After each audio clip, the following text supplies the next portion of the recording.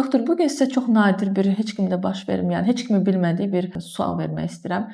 Çox vaxt uşaqlarda ifadəsiz üzü olur. Nə gülə bilirlər, nə ağlaya bilirlər, heç bir ifadə yoxdur. Bunun ümumiyyətlə bir tipdə adı varmı? Bəli, çox nadir sindromlardan biri var. Bunun adı Mobius sindromudur.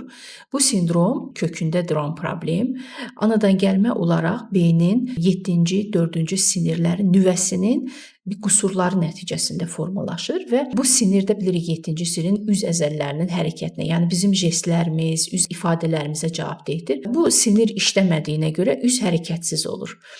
Bu anadan gəlmə olduğuna görə bunu ilk uşaqda görə bilərik.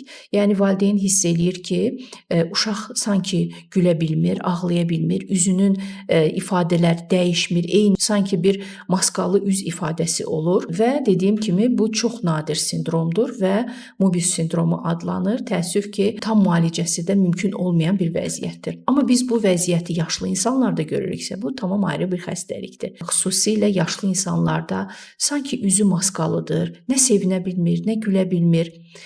Bu vəziyyət Parkinson xəstəliyinin ilk əlamətidir. Parkinson xəstələrində xəstəlik başlayır hərəkətin yavaşması ilə və üz ifadələrinin itməsi ilə.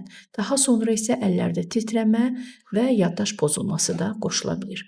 Ona görə bu cür nadir sindromların müayinəsinə və diaqnostikası üçün mütləq şəkildə bunu mütəxəssis nevroloq araşdırmalıdır.